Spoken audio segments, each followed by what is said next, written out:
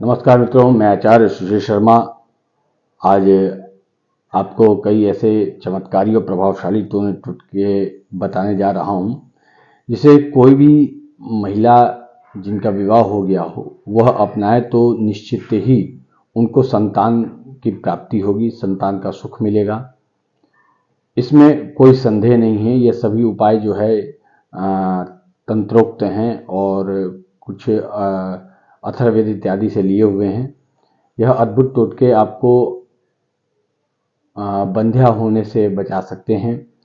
कई बार ऐसा भी होता है कि एक टोटका सफल नहीं हुआ तो माताएं सभी टोटकों पर अविश्वास करने लगती हैं, पर यदि जो टोटके हम बताने जा रहे हैं 8-10 टोटके हैं, इनमें से सभी को आजमाने चाहिए और हो सकता है कोई आपके जीवन में जो है एक आध टोटका काम कर जाए तो उससे आपको लाभ हो सकता है।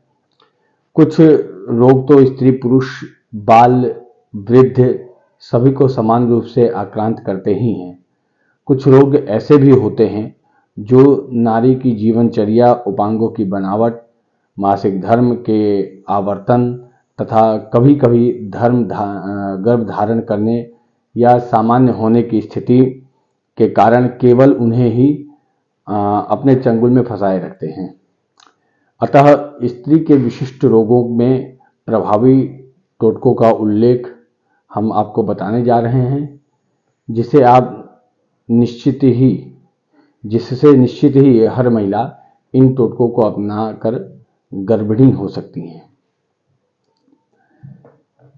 पहला उपाय है संतानहीन स्त्री, किसी अन्य स्त्री की जो प्रथम संतान होती है, यदि पुत्र अगर हो तो वही है, प्रथम पुत्र की नाल जो होती है उसको सुखाकर बारीक पीस ले और उसको गुड़ के साथ सेवन करने से अथवा उसको ताबीज में भरवा कर बाईं भुजा में बांधे तो वह संतानवती हो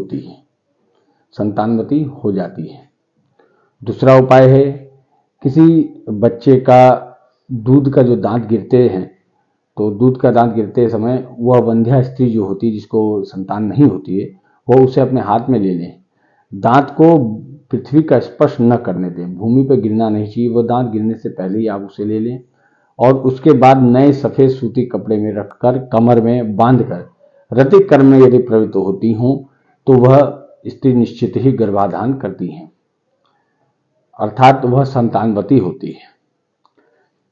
तीसरा उपाय, यदि ऋतु स्नान के उपरांत कुमारी कन्या के हाथ से काकमाची की जड़, एक काकमाची एक पौधा होता है, उसकी जड़ से निचोड़े गए रस को अधिक मात्रा में पुष्य नक्षत्र में स्त्री पान करती है, यानी उसका भक्षण करती है, तो उसे गर्भाधान का सुख मिलता है। और चौथा उपाय है, यदि गर्भाधान की अभिलाषिणी नारी जो ऋतु स्नान के उपरांत 16 दिनों तक लगातार पीपल के बंदाक को दूध में पकाकर सेवन करे तो वह भी गर्भवती हो जाती है। रोहिणी नक्षत्र, पांचवा उपाय है रोहिणी नक्षत्र में सफेद घुंची का पौधा लाकर रोपण करें। जब वह बड़ा हो जाए तब मासिक धर्म से शुद्ध होकर स्त्री उस पौधे की 3 ग्राम जड़ को ताजा पानी में घिस कर पी जाए। उसके पश्चात ऋतिक कर्म में प्रवृत्त हो तो वह निश्चित ही गर्भवती होती है। स्वस्थ व निरोग होने पर भी संतान सुख से वंचित स्त्री श्वेत, लक्ष्मणा बूटी और गोमा जड़ी जो आती है कि 21 की संख्या में गोली बनाकर एक एक गोली प्रतिदिन गाय के दूध के साथ ले तो संतान का लाभ होगा। यह ध्यान देना है कि जो गोली लेते हैं जब तक उसको लेंगी तब तक उसके बीच में ऋतिक कर्म में प्रवृत्त नहीं होना है, ब्रह्मचर्य का पालन करना चाहिए। रविवार को पुष्य नक्षत्र में आक यानी मदार की जड़ बंध्या नारी की कमर में बांध देने से संतान सुख मिलता है। अश्विनी नक्षत्र से एक दिन पूर्व बेल के पेड़ को आमंत्रित देकर दूसरे दिन बेलपत्र लाकर एक रंग वाली गाय के दूध में पीस कर पीला देने से वह गर्भवती हो जाती है। मतलब दूध जो रहे एक रंग की गाय का रहे, चितकबरी गाय न रहे, उसके दूध में उसको मिलाकर कोई भी स्त्री पी ले तो वह गर्भवती होती है। श्रवण नक्षत्र में प्राप्त काले अरंड की प्रातः काल में अरंड की जड़ धारण करने वाली स्त्री को भी संतान सुख प्राप्त हो जाता है।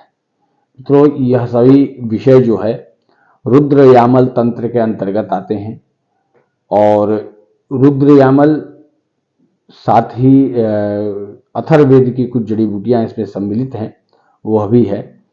साथ में संतान गोपाल स्तोत्र का पाठ इत्यादि करने से भी जो है संतान सुख की प्राप्ति होती है। आज के लिए इतना ही। इसके दूसरे अध्याय में हम ये बताएंगे कि यह तो जो आपको विषय सब बताए गए हैं यह संतान प्राप्ति के लिए है।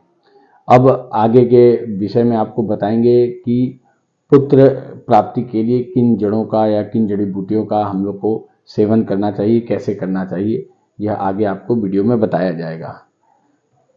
जय विश्वनाथ।